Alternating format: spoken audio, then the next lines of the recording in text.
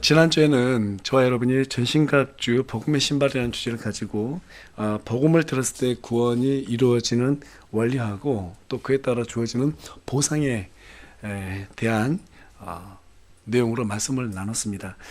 우리 고등학생들 중에서 구원이 시급한 학생들이 있고 해서 지난주에는 이런 복음을 중심으로 말씀을 전하다 보니까 성경이 왜 우리에게 화평의 복음으로 예비된 신발을 신으라고 하는지 그 의도에 관해서는 깊이 있게 말씀을 나누지 못했어요. 그래서 원래 제가 조금 성격이 급한 편이라서 전신갑주 또 이 주제가 너무 길어지면 좀 식상하지 않을까 이런 생각이 들어서 바로 믿음의 방패로 넘어가려고 그랬는데요. 주중에 계속해서 말씀을 준비하는 가운데 마음에 좀 부담이 돼가지고 좀 순종하는 마음으로 한 번 더 이 주제를 다루면 좋겠다라는 생각이 들어서 복음의 시인이라는 같은 주제 말씀으로 오늘도 한 번 더 말씀을 전하고자 그렇게 준비를 했습니다.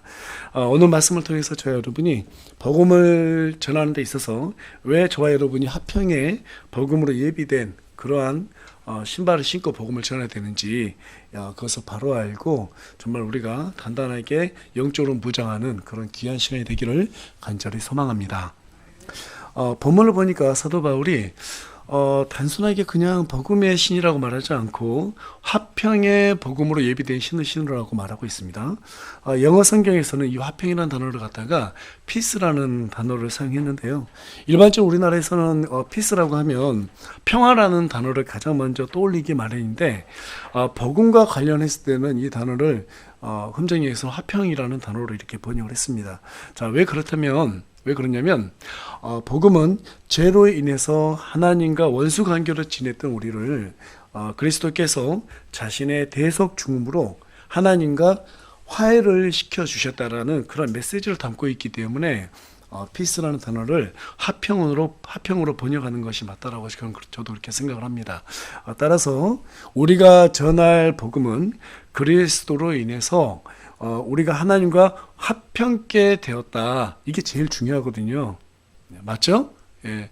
예수님의 피로 인해서 우리의 죄가 제거되었고 이제 하나님과 죄로 인해서 원수가 되었던 이 관계에서 다시 어떻게 돼요? 하나가 되는, 화목하게 되는, 그로 인해서 우리가 평안을 누리게 되었다라고 하는 것이 진짜 중요한 복음의 핵심입니다. 내가 생각하고 내가 경험한 복음을 전하는 이것은 올바른 복음이 아니에요. 그것은 갈라디아서 1장 6절에서 말하고 있는 다른 복음입니다. 예전에 다녔던 교회에서 전도를 아주 잘 하시는 한 자매님이 계셨어요. 그래서 교회에서 어떻게 이렇게 많은 사람들을 교회로 데리고 오고 전도를 할 수 있냐고 해서 이제 연말 되면 시상식 하잖아요. 전도를 많이 하는 사람들. 그래서 제가 그때 기억하기로는 한 양짜리 이렇게 금을 하여튼 금을 이렇게 줬던 것으로 기억을 합니다. 네, 그래서 앞에 나와서 좀 얘기를 해봐라 그랬더니 이분이 하시는 말씀이 사람들한테 그랬다는 거예요. 예수님 믿어보세요. 예수님 믿으면 사업도 잘 되고 남편도 애들도 다 잘 됩니다. 이런 얘기를 했다라는 거예요. 그때는 그 말을 들으면서 저게 맞나 이런 생각이 들었는데 성경적으로 자세히 보면은 그 말이 맞아요, 안 맞아요? 전혀 그건 복음이 아닙니다. 그렇죠? 그러니까 여기에서 그분들이 전한 복음은 그리스도의 복음이 아니라 내 복음이에요, 내 복음. 예. 여러분 성경에 마태, 마가, 누가, 요한복음이 있는데 내가 복음이 있어요, 없어요? 없어요. 이 복음을 내 멋대로 해석하면 그걸 우스갯소리로 내가 복음이라고 그러거든요. 근데 여기서 말하는 것도 마찬가지. 이 자매님이 말한 것도 그리스도의 복음이 아니라 무슨 복음이에요? 예, 내가 복음이에요, 내가 복음. 내가 전하는 복음이 된단 말이에요. 그런 복음은 여러분 잘못된 겁니다. 어떻게 우리가 구원을 얻게 되었는지에 대해서 말해야 돼요. 예수님을 잘 살게 해주는 그러한 신으로 전락해버린다면 그것은 정말 잘못된 복음이라고 하지 않을 수 없습니다. 어느 날 대부분의 크리스찬들이 이런 방식으로 복음을 전하거든요. 실제로 그래요.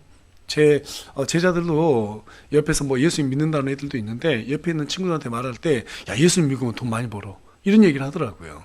그래서 제가 야, 그거 아니다라고 이제 바르게 좀 교정을 해줬는데 머쓱해요. 그래서 정말 그런가? 이렇게 가우뚱하는 표정들을 봤을 때 야, 참 심각하구나라는 생각을 하게 되었습니다. 그래서 갈라디아서 1장 6절 조금 전에 여러분께 말씀드렸다시피 그리스도의 은혜에서 떠나서 석기 다른 복음으로 옮겨간 것을 사도 바울이 이상하게 여겼다고 말하고 있잖아요. 예. 오늘날은 이상할 것도 없습니다. 이 복이라는 개념을 갖다가 어떤 복으로 생각하고 있어요? 돈 많이 버는 복? 이 세상에 잘 되는 것을 하나의 복이라고 생각하고 있기 때문에 그렇죠. 그 메시지를 복음 이렇게 판단하고 있어요. 여러분, 그것은 예수님을 빙자해가지고 그거는 무당들이 하는 거랑 똑같은 거예요. 그런 복 없어요. 여러분, 성경 보니까 믿는 사람들이 다 잘 된다고 그러던가요? 이 세상에서 부자 된다고 그러던가요? 아니요. 그런 복을 얘기한 적이 없습니다. 올해 예수님은 반드시 우리가 고난을 받는다고 얘기했고, 예수님을 믿으면 믿을수록 힘들어진다라고 얘기했어요. 그런데 예수님께서 그럼에도 불구하고 그 모든 것들을 이길 수 있는 우리에게 뭘 주신다고요? 화평을 주신단 말이에요. 우리에게 평안을 준다 말하고 있습니다. 그러니까 한마디로 말하면 왜 사람들이 오늘날 예수님 믿으면 뭐 잘 된다 이런 기복주의로 복음을 전달하고 있느냐? 왜 그럴까요? 왜 그럴까요? 복음이 뭔지 몰라서 그러는 거예요. 복음의 능력을 몰라서 그렇습니다. 정말 하나님께서 말씀하신 우리에게 약속해 주신 복음이 어떤 방향으로 흘러가고 있는지에 대해서 전혀 감을 잡지 못하고 있기 때문에 성경도 보지 않아요. 그냥 목사님들이 엉뚱한 소리 해도 그걸 듣고 아멘 아멘 하다 보니까 복음을 그런 식으로 전하는 거예요. 어느 미술 학교에서요, 교장 선생님이 졸업생들에게 평안이라는 제목으로다가 졸업 발표 그림을 그려와라. 그리고 이제 그 그림을 가지고 졸업 발표 시상식을 하겠다라고 이렇게 말을 했습니다. 그래서 여러 학생들이 그림을 열심히 그려왔어요. 그리고 마지막에 모든 선생님들이 엄격하게 심사를 해서 2개 그림이 최종으로 올라왔다고 합니다. 그리고 이제 마지막에 선생님들과 함께 교장 선생님이 이렇게 평가를 하게 되는데, 첫 번째 그림은 푸른 산으로 둘려있는 잔잔한 호수가 그려진 그림이었어요. 한쪽에서는 소와 양들이 풀을 뜯어먹고 있고, 또 다른 쪽에서는 낚시를 하는 그런 사람들의 모습이 그려져 있었습니다. 또 산은 고요하고 물은 잔잔하고 바람 한 점 불지 않는 아주 그야말로 평화로운 동화 같은 그림이었어요. 또 다른 그림은 이 첫 번째 그림하고 전혀 다른 성격의 풍경이 그려진 그림이었습니다. 바다 앞에는 큰 절벽이 있고, 파도가 그 절벽 밑에 벼랑을 갖다 툭툭 부딪히면서 거품을 내고 있는 그러한 배경을 담은 그림이었어요. 그림을 자세히 보니까 심한 바람에 나뭇가지가 꺾이고 나뭇잎들은 심하게 흔들려 있었습니다. 그래서 언뜻 보니까 그 그림 안에서 평안이라고 하는 것은 찾아볼 수가 없는 거예요. 그런데 자세히 그 그림을 살펴보니까 한쪽에 바위 틈 옆에 그 갈매기 한 쌍이 둥지를 튼 모습이 그 그림에 그려져 있는 거예요. 조그만하게. 그 둥지 속에는 알에서 깨어난 지 얼마 안 돼 보이는 새끼들이 바람이 불거나 말거나 파도가 치거나 말거나 어미 갈매기 옆에서 고요히 눈을 감고 있는 그러한 모습을 그려놓은 것을 교장 선생님이 발견하게 됩니다. 그리고 교장 선생님은 그 그림을 보자마자 바로 이 2번째 그림에다가 최우수상을 딱 선정을 해줬어요. 그래서 선생님들이 선생님, 평안이라고 하면은 최소한 이렇게 우리가 생각하고 있는 그 일반적인 아주 고요한 모습을 평안으로 해야 되지 않겠습니까? 라고 이렇게 선생님들이 질문했더니 교장 선생님이 하는 말이, 이 첫째 그림은 평안을 나타내긴 했는데요, 그것은 인간들이 생각하는 이상적인 평안이죠. 그런 평안은 이 세상에 존재하지 않습니다. 이거는 동화 속에서나 나오는 평안입니다. 그런데 이 2번째 그림을 보니까 이 두 번째 그림은 이 세상에 아주 현실적인 그런 평안을 잘 그리고 있어요. 이 세상에서 우리가 평안을 얻을 수 있다면 그것은 거센 파도와 풍랑 가운데서 얻는 것이 현실적으로 우리가 누릴 수 있는 어떤 평안인 것이지, 늘 이렇게 고요할 수는 없습니다. 제가 말하는 평안은 현실적인 평안을 얘기하는 것이, 우리가 이상적으로 늘 동화처럼 늘 이렇게 평안할 수 없는 그런 그림을 원했던 것이 아니었습니다. 또 실제로 많은 파도가 치고 바람 부는 가운데서 이 갈매기 새끼들이 고요하게 잠을 자고 있다는 것이 얼마나 서로 대비됩니까? 그렇죠? 그래서 이 교장 선생님이 두 번째 그림에다가 최우수함을 낙점해줬다라고 그렇게 선생님한테 얘기했을 때 선생님들이 심사하던 선생님들이 고개를 끄덕거리면서 정말 평안이 뭔지를 잘 보여주고 있다라고 그렇게 동의했다고 합니다. 여러분, 평안이라고 하는 것은 평평할 평, 그 다음 평안할 안자를 사용합니다. 한자로. 그래서 마음이 고른 상태를 얘기해요. 마음이 고른 상태. 마음이 고르지 못하고 이 균형이 깨지게 되면 초조하고 불안해지는 불안병이 걸리게 됩니다. 그래서 의사 선생님들의 말에 따르면 육신의 병이나 정신 질환들이 모두 마음의 평안이 상실할 때 발생한다고 그래요. 마음의 평안이 상실할 때. 하나님께서 이스라엘의 초대 왕이었던 사울에게 한 가지 명령을 내렸습니다. 사울아, 아멜렉 족속을 진멸하되 거기에 있는 모든 가축들도 전부 다 진멸해라. 애들이고 어린이고 다 진멸해라. 그 명령을 들었던 사울은 가서 아말렉을 진멸하긴 하지만 자신을 위해서 다 진멸하지 않고 전리품을 챙겨야 되죠. 그로 인해서 하나님은 사울을 버리셨고 이때부터 사울은 불안병에 시달리게 됩니다.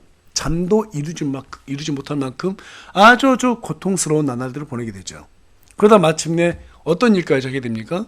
엔돌에 있는 무당에게 찾아가가지고 사무엘과 접신하게 해달라고 하는 그러한 요청까지 하게 되는 것입니다. 여러분 한번 생각을 해보세요. 예수님을 믿는 사람이에요. 예수님을 경험됐어요. 예수님이 어떤 분인지 알아요. 그분의 능력도 경험했습니다. 그분의 빛이 얼마나 강한지도 알고 있고 그분이 주는 화평도 누려봤습니다. 그런데 나중에 무당까지 찾아간다. 이해가 돼야 안 돼요? 이해를 할 수 없는 거죠. 그런데 여러분, 실제로 이 일이 생겨났어요. 실제로 사울은 하나님의 영으로 인해서 대언까지 했던 사람이었습니다.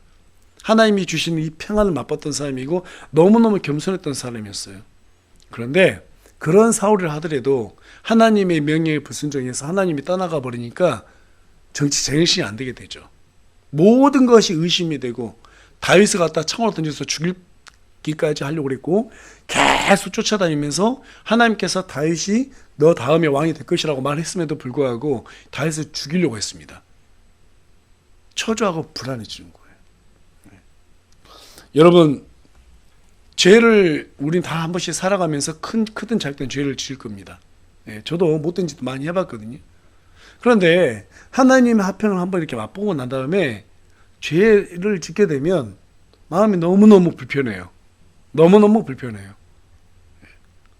그게 너무 힘들어서 죄 짓는 게 두렵습니다. 그게 너무 힘들어요. 이건 무슨 죄를 지으면 마음이 너무너무 괴로워요. 그렇죠? 괴로워요. 그러니까 죄책감 때문에 괴로운 것도 있지만 화평이 사라져 버리니까 불안해요. 그게 여러분 얼마나 두려운 건데요. 사울처럼 그렇게 한때는 하나님께 최선을 다했던 사람도 하나님께서 주신 화평을 잃어버리니까 사람이 무당에게 찾아가는 제정신이 아닌 행동을 하게 되는 것입니다. 그게 비단 사울에게만 해당되겠어요? 아니죠. 우리에게도 다 해당이 되는 거예요. 그럼 다시 본론으로 들어와서 화평의 복음이 무엇이냐? 복음이 바로 그러한 상태였던 우리를 갖다가 어떻게 한다고요? 정말로 평안하게 만들어주는 거예요. 인간이 근본적으로 가장 두려워하는 게 뭐라고 그랬어요? 죽음이라고 그랬죠? 죽음을 가장 두려워합니다. 그런데 이 화평의 복음을 우리가 받아들이게 되면 궁극적으로 인간이 가장 두려워하는 이 죽음에 대한 공포를 이길 수 있다는 거예요. 또 계속해서 영적으로 성장하게 되면 그 화평이 점점점 어때요? 더 넓어져요. 그리고 확신이 더 들어요. 그러다 보니까 거기에서 오는 이 화평 때문에 많은 것들이 두려워하지 않게 되는 거예요. 여러분, 화평은 하나님과의 관계가 회복될 때 누리게 되는 영적인 복입니다. 믿으십니까? 예. 하나님과의 관계가 정말로 우리가 돈독했을 때 우리가 그런 화평을 누리게 되는데 그것을 우리는 뭐라고 표현해요? 성령 충만함이라고 표현한단 말이에요. 화평은 복음을 받아들인 성도만이 누릴 수 있는 특권이에요, 특권. 예수님을 모르는 사람들이 알 수 없는 그러한 것입니다. 하나님을 모르는 사람들은 돈이 없으면 금방 두려워져요. 초조해져요. 불안해져요. 또 병에 걸리면 어떻게 하질 못하고 극심한 공포에 사로잡히게 됩니다. 그러나 화평의 이 복음을 소유하고 있는 사람, 이것을 잃어버리지 않기 위해서 날마다 주님 앞에 기도와 금식으로 또 사람들에게 복음을 전하는 사람들, 이런 사람들은 뭘 해도 두렵지 않게 돼요. 가난하고 죽을 병에 걸려도 그 두려움이 없습니다.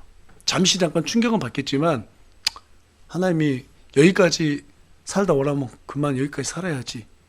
심지어 죽음에까지도 순종하는 모습을 보이게 됩니다. 왜 그럴까요? 어떻게 그럴 수 있을까요?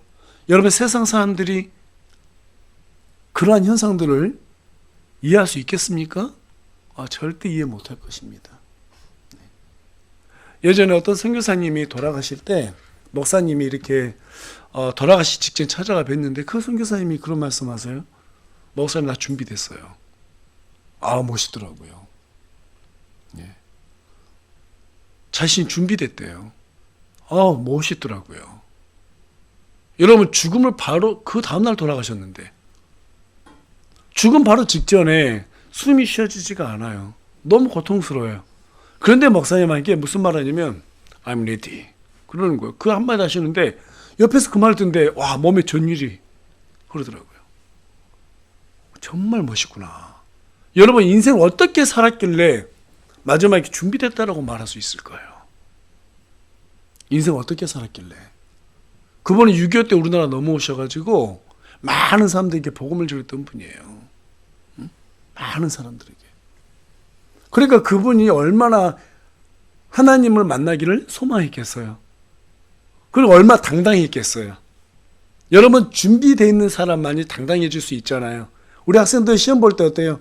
열심히 열심히 해놓으면, 준비해놓으면, 시험 공부해놓으면 시험이 무섭지 않죠? 오히려 시험을 빨리 보고 싶죠. 그게 당당함이거든요. 당당함이에요. 예. 저는 그 당당함을 많이 누리지 못했지만 학교 다닐 때. 네, 늘 불안하긴 했지만. 예. 여러분, 무엇이든지 그렇습니다. 어떤 일이든 간에 우리가 준비만 잘 돼 있으면 두렵지 않아요. 당당해져요. 신앙생활도 마찬가지예요. 내가 하나님 뵙기를 정말로 준비가 잘 돼 있는 사람은요, 죽는 순간에도 저 준비됐습니다. 이렇게 말하고 그 다음날 숨을 거두는 거예요. 제가 그 장면을 보면서 야, 죽을 때 나도 저렇게 죽어야겠구나. 죽을 때 나도 저렇게 준비되었다라고 말 한마디 하고 죽어야 되겠구나. 여러분, 멋있지 않으세요? 정말 멋있죠. 정말 멋있죠. 사는 내내 그냥 하나님 믿었으면서도 불구하고 우리가 어떤 존재인지 알면서도 찌질하게 살다가 마지막 죽는 순간에 나 준비됐어요. 그렇게 할 수 있겠습니까? 안 되는 거야. 후회하는 거예요. 여러분, 사도 바울이 뭐라고 말합니까? 로마서 5장 3절 가서 보니까 환난도 기뻐했다고 말합니다. 환난도 기뻐했다. 자신은 환난도 기뻐했다라는 거예요. 스데반은 돌에 맞아서 죽어가는 그 순간까지도 하늘들이 열리고 그 하나님 우편에 앉아 계신 예수님을 증언하다가 죽었습니다. 돌에 맞아 죽는 그 순간까지도. 여러분, 이런 배짱과 용기가 어디에서 나올까요? DNA에서 나온 게 아닙니다.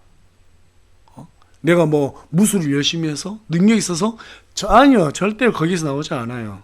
하나님께서 주시는 화평에서 나오는 거예요. 죽어가는 순간에서도 하나님께서 이 화평을 지켜주시면 사도 바울처럼 환난 가운데서도 기뻐할 수 있고, 스데반처럼 죽어가는 순간에서도 돌을 맞고 그 고통스러운 가운데서도 하나님 우편에 앉아 계신 예수님을 증언할 수 있게 되는 거예요. 오늘날 많은 분들이 내가 예수님 믿으면 어려운 일이 있으니까 막 두려워하고 계시는 분들 많은데, 그거는 자기 자신에 대해서 전혀 모르시는 분들이에요. 우리 하나님께서는 준비 안 된 사람들에겐 그런 영광도 주시지 않으세요. 순교 아무나 한 거 아닙니다. 그런 믿음이 있는 사람한테 하나님께서 그 믿음만큼의 화평을 주시는 거예요. 그러니까 우리가 복음을 전할 때 화평의 복음을 전하지만 그 화평의 복음이 또 나에게 화평이 돼야 돼요. 그러면 우리 안에서 그 화평이 단단하게 쌓이고 확신이 생기게 되면 하나님께서 그제서야 우리에게 더 큰 환난도 주시고 그로 인해서 더 많은 보상을 주시는 거예요. 이게 하나님의 영적인 원리입니다. 여러분, 다른 복음, 기복주의 같은 그런 다른 복음은 절대로 이런 화평을 경험하지 못하게 합니다. 할 수가 없어요. 우리 그리스도의 복음만이 우리에게 그런 화평을 누리게 해주는 것입니다. 아멘이십니까? 그것을 경험했던 사도 바울이 뭐라고 말했습니까? 우리 다 같이 로마서 8장 38절과 39절, 제가 PPT에 띄워놨는데 우리 한 목소리로 다 같이 읽어보겠습니다. 시작! 사망이나 생명이나 천사들이나 정사들이나 권능들이나 현재 있는 것들이나 장래에 있는 것들이나 높음이나 기쁨이나 다른 어떤 창조물이라도 능히 우리를 그리스도 예수 우리 주 안에 있는 하나님의 사랑에서 떼어놓지 못하리라. 지금 사도 바울이 뭐라고 말해요? 죽음도 우리로부터 하나님으로부터 우리를 떼어놓을 수 없다라고 얘기합니다. 평안은 하나님으로부터 오는 것이기 때문에 그걸 갖다가 절대로 하나님의 그 전지전능하심 아래서 뺏어갈 존재가 없다라는 거예요. 그런데 중요한 것은 우리가 뺏길 수는 있어요. 그렇죠? 하지만 하나님을 단단하게 신뢰하면서 하나님 안에 머물고 있으면 어떤 것도 뺏어가지 못한다는 거예요. 뺏길 수 있다는 말은 우리 스스로가 세상을 바라보고 두려우면 뺏길 수 있지만 그렇지 않고 하나님 안에만 적극적으로 들어가 있다면 절대 이 화평은 빼앗기지 않습니다. 이 화평을 빼앗기지 않으면 그때는 죽음도 무서워하지 않는 거예요. 그 어떤 치리자도 무섭지 않은 거예요. 사도 바울이 사도행전을 통해서 우리에게 다 보여줬잖아요. 그렇죠? 높은 사람이든 어떤 사람이든 간에 힘이 있든 없든 다 복음을 전하고 돈에 맞아 죽었다 살아났어도 다시 그 도시에 들어가서 복음을 전하고 이 모든 것들이 전부 다 사도 바울을 통해서 하나님께서 우리에게 화평의 복음을 지닌 자가 어떤 일을 할 수 있는지 우리에게 보여주셨단 말이에요. 복음 자체에 그 능력이 있기 때문에 그렇습니다. 복음 자체가. 다시 말해서 복음 자체는 우리로부터 하나님과 화평하게 해주는 그러한 속성을 가지고 있어요. 그런데 우리가 이 화평의 복음을 전하게 되면 그 화평이 우리에게 더 단단하게 생긴다는 거예요.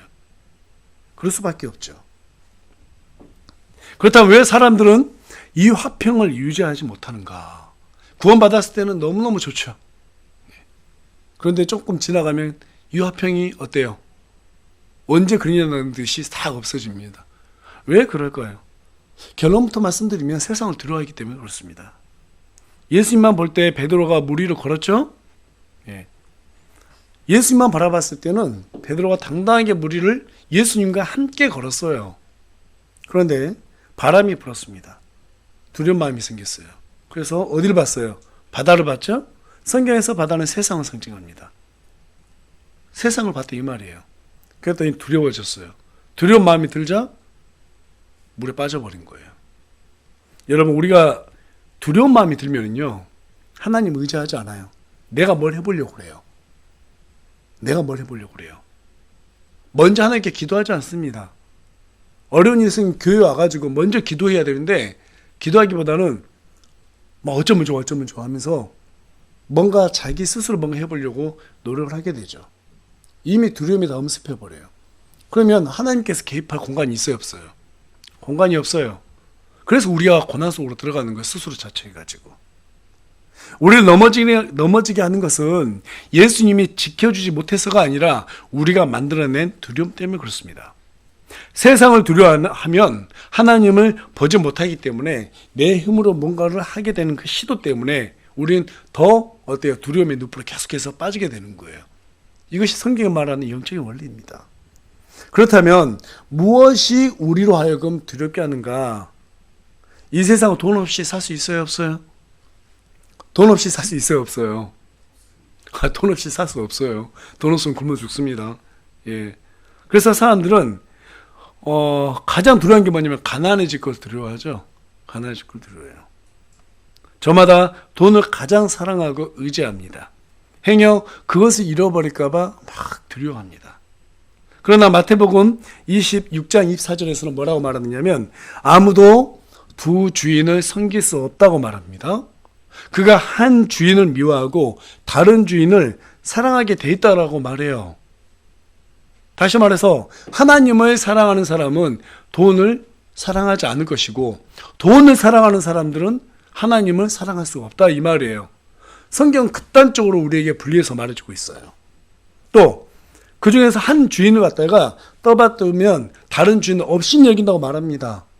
무슨 말이에요?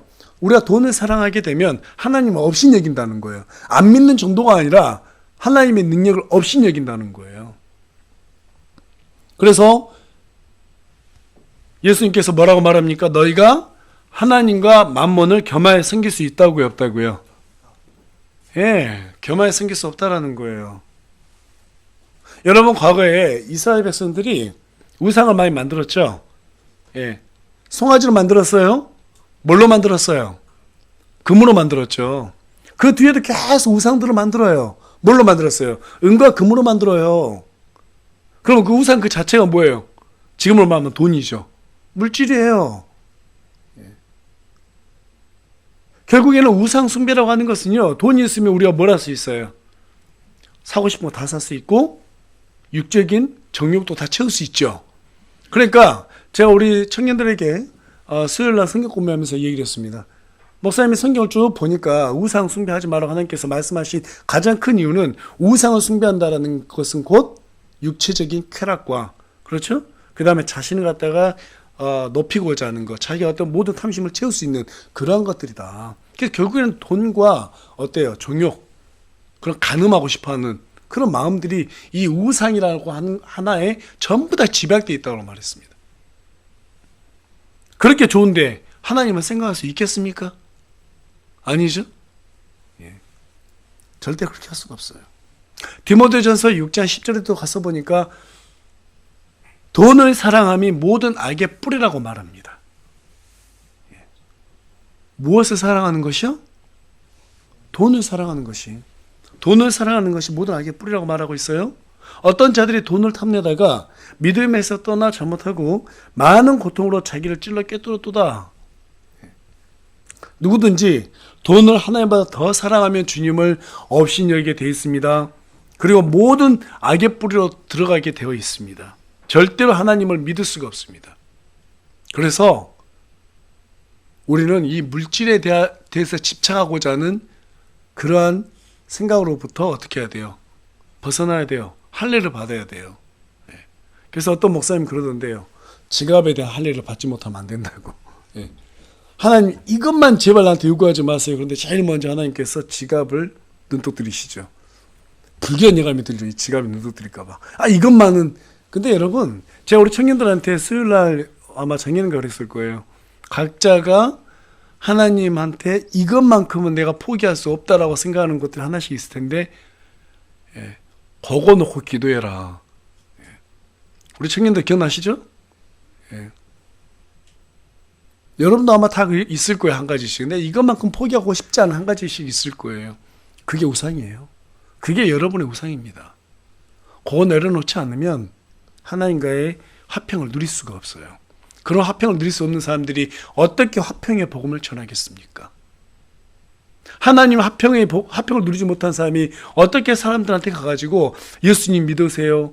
예수님 믿으면 화평이 여러분 마음속에 평안이 생깁니다. 이런 말 어떻게 할 수 있겠어요? 항상 옆에 친구들한테 가서 교회 다니면서도 하나님 믿는다고 하면서도 항상 불평하고 야 세상은 못 살겠다. 뭔가 불평하고 항상 옆에 가가지고 어려운 얘기하고 여러분 그런 말 하는 순간 여러분은 복음 못 전해요. 그 사람들이 여러분이 복음 전하면 야 너나 열심히 믿어.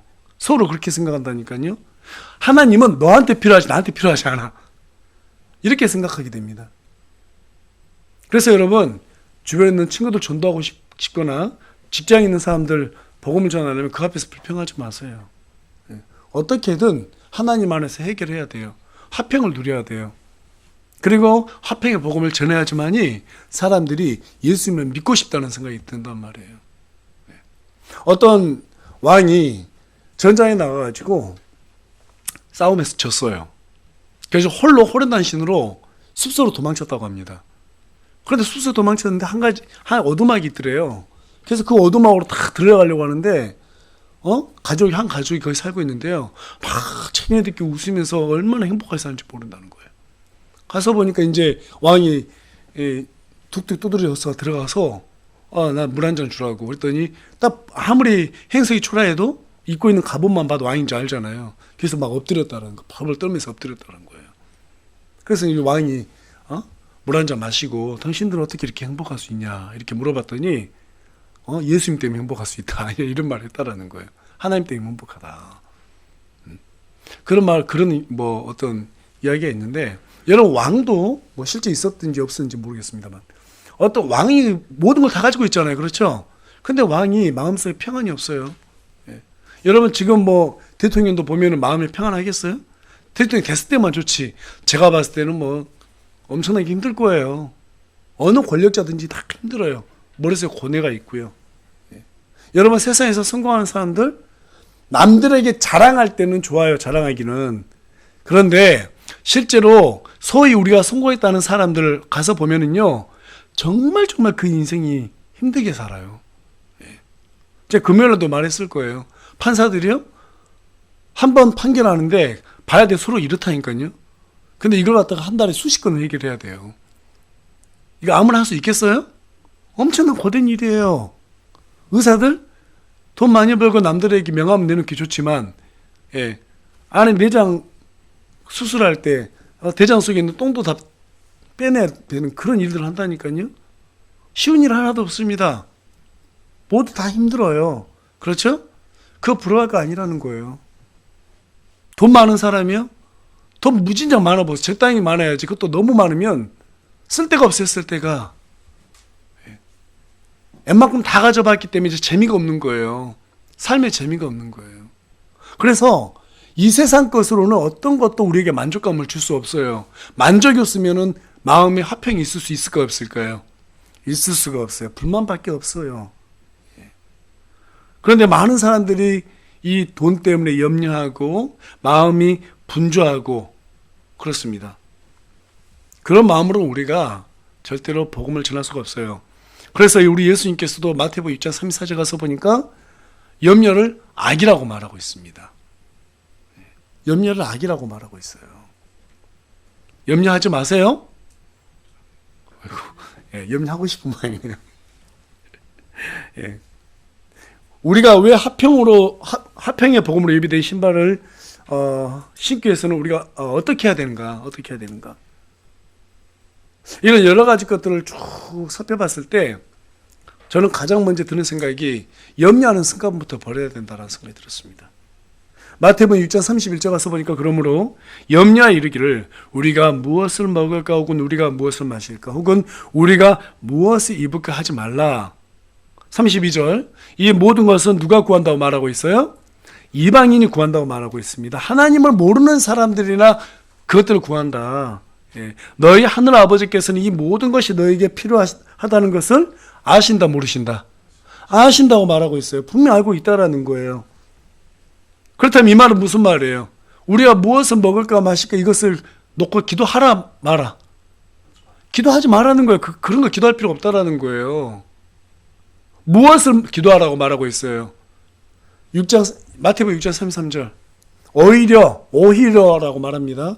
너희는 첫째로 하나님의 왕국과 그분의 의를 구하라. 그러면 그분께서 이 모든 것을 너에게 더하시리라. 무슨 말이냐면 우리가 먹고 마셨기 때문에 염려했던 그런 것들보다 우리가 생각했던 것보다 더 채워주신다 이 말이에요. 근데 전제 조건이 뭐예요? 첫째가 하나님의 왕국과 그분의 의를 위해서 우리가 구하게 되면 이게 전제 조건이에요. 그럼 너희가 구하지 않는 것도 내가 더 채워줄게. 이 얘기를 하고 계시는 거예요. 이걸 어떻게 믿어요? 믿음으로 믿어야지 어떻게 합니까? 근데 그렇게 살아야지, 살아보고 하나님을 경험해보면 믿게 돼 있어요. 믿을 수밖에 없게 돼 있어요. 근데 우리는 이 말씀 못 믿으니까 첫째가 하나님의 왕국과 그분의 의가 아닌 거예요. 첫째가 내가 원하는 것이 돼 있어요. 여러분, 우리가 직장에서 일하는 것도 왜 일해야 된다고 그랬어요? 복음을 전하기 위해서 일해야 되는 거예요. 여러분들의 직장은 여러분의 사역지예요. 돈 벌기 위해서 가는 게 아니에요. 그 돈을 벌어서 그것을 또 하나님이 일을 하는 거. 왜? 우리가 하나님의 것이니까. 그렇죠? 거기에다 목적을 둬야 되는 거예요. 근데 자꾸 돈 벌려고 돈에 집착돼 있다 보니까 내 힘으로 먼저 돈 벌어서 하나님께 뭔가 해드려야지. 이거는 완전히 잘못된 생각이라니까요. 당연히 그건 다 하나님의 것인데 우리가 뭘 그걸로 하나님의 일을 도와드려요. 그건 잘못된 거죠. 그렇지 않습니까? 내가 하나님의 일을 내가 돈 벌어서 도와드려야지라고 생각하겠다라는 것은 그 안에 이 물질은 내 거라는 전제 조건이 붙어 있는 거예요. 그렇죠? 그러니까 여러분, 우리가 직장에 가서 일을 한다는 것은 하나님께서 우리에게 거기를 사역적으로 보냈다라고 생각하시고 거기에서 복음을 전하기 위해서, 그럼 우리는 어떻게 살아야 될까요? 사람들에게 덕을 끼쳐야 되겠죠. 인색하면 돼야 안 돼요? 안 되겠죠. 예. 또 직장에서 어때요? 사람들을 도와줘야겠죠. 또 내가 사람들을 가장 먼저 사람들에게 헌신해야 되겠죠. 희생해야 되겠죠. 누가 좀 근무 좀 하라 그러면 제가 더 할게요. 제가 조금 더 할게요. 제가 계산할게요. 그렇게 해서 덕을 쌓는 거예요. 그러고 난 다음에 항상 기쁜 얼굴이 돼 있고, 슬픈데 막 기쁜 척 하려고 그런 말은 아니고요. 그런 일이 있으면 우리가 기도를 해서 화평을 또 만들고, 그렇죠? 또 가서 거기에서 사람들 앞에서 화평케 하고, 또 다투는 사람들이 있으면 중간에서 화평의 역할을 하고, 이게 성경이 우리에게 요구하는 거거든요. 그렇게 했을 때 우리가 복음을 전하면 그 복음이 들어가는 거예요. 맨날 불평불만하고 있고 인색하고 사람들에게 덕을 안 쌓고 그러다가 하나님 믿으면 좋아요 그러면은 뭐가 좋아? 나 너랑 같이 교회 못 다니겠다, 이 왼수야. 그렇죠? 그렇지 않겠습니까? 사람들한테 비웃으면서 하는 거예요. 저는 그래서 그런 사람들 여기 복음을 안 전했으면 좋겠어요. 하나님 믿는다 안 했으면 좋겠어요. 그런 사람들은 오히려 하나님 욕먹이는 거거든요. 여러분, 군인들이 군대 가서 훈련받고 전쟁에 나가게 되면 그 모든 필요한 건 누가 대줘요? 국가에서 대주게 돼 있죠. 저는 군대 갔는데요, 군대 부대에서 밥 안 주고 옷 안 줄까 봐 걱정하는 동료들 한 명도 못 봤어요. 예. 찬이 형제 봤어요? 군대 가보세요. 알아서 때되면 밥 나와요. 밥 안 먹으면 어려요. 욕 먹어요. 그렇죠? 예. 옷도 줍니다. 속옷부터 양말까지 다 줘요. 다. 안 주는 게 없어요. 예. 전쟁 나가서 잘 싸우라고 소총도 주고요, 탄약도 주고요, 술탄도 주고 다 줍니다. 예, 장갑차도 주고 뭐 비행기도 주고 다 줘요. 그렇죠? 걱정 안 합니다. 하나님께서 왜 우리에게 화평의 복음을 주시고 그 복음을 전하라고 하냐면, 그 신발을 신으라고 그러냐면 우리가 그 신발을 신고 이 화평의 복음을 전했을 때 우리가 더 큰 화평을 누릴 수 있게 된단 말이에요. 그러면 그 신발은 그때부터는 러닝화, 축구화, 뭐 이런 족구화가 아니에요. 군화로 변하는 거예요. 어딜 가든 빠지지 않고 착착착 할 수 있는 그런 군화로 변하는 거예요. 그래서 우리가 복음을 전해야 되는 거예요. 여러분, 군인에게 필요한 것은 먹고 사는 염려가 아니라 어떤 어려움이라도 견뎌내겠다고 하는 그런 마음가짐입니다. 그렇다면 우리는 어떤 자세로 이 화평의 복음으로 예비된 신발을 신어야 할까요? 누가복음 9장 23절, 우리 다 같이 한번 읽어보겠습니다. 시작. 또 그분께서 그들 모두에게 이르시되 어떤 사람이 나를 따라오려거든 자기를 부인하고 날마다 자기의 십자가를 지고 따를지니라. 저도 뭐 많이 부족하지만 저와 여러분에게 우리 주님이 요구하신 것은 뭐예요? 첫 번째는 우리 자신을 부인하라는 거예요. 예수님을 섬기기로 시작한 그날부터 내 뜻대로 할 수 있는 그런 상태에 놓여있지 않습니다. 우리는 그것을 인정해야 돼요. 주인이 종에게 가라고 하면 가고 오라고 하면 오는 것처럼 우리 입맛에 맞든 안 맞든 심겨진 곳에서 최선을 다하는 게 우리의 본분입니다. 두 번째로, 화평으로 예비된 복음의 신을 신기 위해서는 십자가에서 당하신 주님의 고통이 우리에게 실제가 되어야 합니다. 복음을 전하다 보면 억울하고 어이없는 일들을 겪을 때가 있습니다. 예전에 학교 다닐 때요, 선배한테 우리 하나님은 전지전능하시기 때문에 어떤 사람이 구원을 받고 안 받는지 다 아십니다. 예, 선배가 지금 예수 믿겠다 그러면 바로 구원을 받게 됩니다. 그때 그 선배가 제 뺨을 툭툭 쳐요. 이것도 하나님이 하셨겠네? 툭툭 치더라고요. 아, 정말 한 주먹도 안 되는데 이 조그만 게 아주 그냥 근데 제가 지금 복음을 전했잖아요. 거기에서 뺨치나 같이 때릴 수 없잖아요. 그래서 예수님이 뭐라고 그래요? 오른쪽 뺨을 맞고 왼쪽 뺨도 맞으라고 하잖아요. 이게 복음 때문에 그렇게 하라는 거거든요. 꾹꾹 눌러 참았어요. 그게 참 오랜 생각이 나더라고요. 소크라테스가 과거에 그 철학 논쟁 때문에 감옥에 갇혔다고 그러죠. 그러니까 제자들이 찾아가서 아니 무슨 죄를 졌다고 죄가 없는데 선생님이 이렇게 가둬놓는단 말입니까? 어떻게 이럴 수가 있어요? 그러니까 소크라테스가 이렇게 말했다고 그러죠. 너희들은 내가 죄가 있어서 갇히길 원하니? 그렇게 물어봤다고 그러죠. 여러분 우리도 마찬가지거든요. 우리가 뭐 죄가 있어서 복음을 전할 때 어려움을 당합니까? 아니죠. 사람들이 예수님을 미워하기 때문에 반드시 그 어려움을 당하게 돼 있어요. 그래서 예수님께서 우리에게 이 고난이라고 하는 건 필수적이라고 말하는 겁니다. 우리가 날마다 평안하게 살고 있다, 걱정 근심 없이 살고 있다, 반성해 봐야 돼요. 사실은 그걸 하나님의 은혜라고 가정하면 안 됩니다. 사실은 예수님 때문에 복음을 전하다 손해를 좀 당해야지 그게 정상인 거예요. 그것 때문에 힘들어야지 그게 정상인 거예요. 우리 너무나 근거 없는 은혜를 남발하고 있는 것 같아요. 하나님 때문에 좀 어려운 일 당하고 힘든 일 당했을 때 우리가 서로 위로해주고 격려주는 게 필요한 것이지, 그냥 일상적인 어떤 삶 속에서 어려운 일 당하기 때문에 죽겠다, 이건 안 되는 거고요. 그냥 항상 마냥 좋기만 하기 때문에 이것이 은혜라고 말해서도 안 된다는 거죠. 기껏해야 우리가 지금 당할 수 있는 고난이라고 하는 것은 별거 아닙니다. 사도 바울처럼 뭐 돌에 맞아 쓰러진다거나 매를 맞는다거나 물에 빠져 죽을 정도의 어떤 고난을 당하는 거, 그런 일들 이 시대는 거의 없어요. 사람마다 주님을 믿는 과정에서 포기할 것들이 있고 걸림돌이 있기 마련입니다. 맞죠?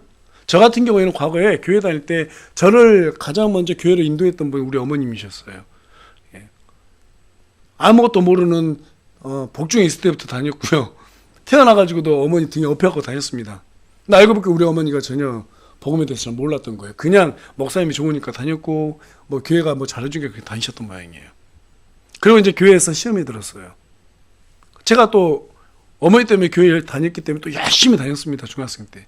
그랬더니 가장 못 가게 한 게 또 우리 어머니더라고요. 목사님 사모님을 제가 잘 따르니까 또 그걸 질투하시고 항상 교회 가는데 방해한 게 저희 어머님이셨어요. 그거 참 희한하더라고요. 그거 참 힘들더라고요. 오히려 아버지는 아예 예수님 안 믿는데도 신경을 안 씁니다. 원래 관심이 없으셨기 때문에 그때 고맙더라고요. 근데 어머니는 저에 대한 관심이 많아요. 근데 교회 가는 것도 싫은 거예요. 본인이 교회에서 시험이 들었기 때문에. 여러분, 살다 보면은요, 우리가 하나님의 신앙생활을 하는데 걸림돌이 되는 사람들도 많고요. 그렇죠? 또 방해하는 사람도 많습니다. 그게 저와 여러분의 십자가예요. 그 십자가를 감당해야 되는 거예요. 어쩔 수 없어요. 그런데 그 십자가가 오히려 우리를 겸손케 해줄 때가 많고, 그 십자가가 오히려 우리에게 깨달음을 줄 때가 많습니다. 세 번째로, 화평의 복음으로 예비된 신을 신기 위해서는 가끔이 아니라 날마다 자기를 부인하고 십자가를 지라고 말하고 있습니다. 가끔 기분 좋을 때만 내가 십자가 뭐 짓게, 이거는 예수님을 도와주는 일이죠. 내가 돕겠다라는 것이거든요. 아니에요. 예수님께서 우리에게 요구하는 것은 어려운 상황일 때도 지라는 거예요. 어려운 상황일 때도. 가만 보니까 사람들이 어떤 사람을 좋아하죠? 우리 전에 그 김재욱 작가하고 교제하면서 말하면 항상 그런 말 해요. 나쁜 사람은 계속 나쁘면 좋은 사람이고 좋은 사람은 계속 좋아야 된다는 거예요. 그러니까 초지일간 예측할 수 있는 사람이 좋죠. 그렇지 않습니까? 예. 어떤 날은 기분 나쁘면 막 함부로 막 나한테 막말하고, 기분 좋으면 막 간섭기 빼주고, 점 잡기 어려워요. 예. 제가 학교 다닐 때, 조교생활 할 때, 그 우리 학과장님이 이게 심해요. 기복이 그날 기분에 따라가지고. 그래서 이제 아침에 출근하잖아요. 그럼 전화를 딱 해요. 먼저 학과장님한테 전해가지고, 여보세요. 이 말 한마디에 모든 일기가 다 익혀져요. 그날 여보세요라는 단어를 조금 길게 말하면 피곤한 거예요. 여보세요. 이렇게 낮추면 이거는 기분이 아주 뭔가 안 좋은 짜증스러운 일이 있었던 거고, 여보세요라고 밝게 받으면 그날 기분 좋은 날이에요. 그날 따라가지고 모든 그 학과 운영이 달라져요. 그래서 기분 안 좋은 날은 절대로 안 찾아가요. 가면은 죄 없는 것도 갑자기 막 생겨요. 너 평상시 때 말이야 막 퍼부어요. 예, 그래서 그날은 절대로 안 찾아가고 결제도 그날 받으러 안 가요. 그 다음날 기분 좋으면 그날 찾아가요. 그러면 다 해줘요. 참 어려워요. 그런 사람들 경험하는 게. 그렇죠? 예. 그와 같이 하나님께서도 우리에게 어떤 사람을 기뻐하냐면 어떤 일이 있건 간에 늘 같은 사람을 좋아하시는 것 같아요. 그래서 우리에게 날마다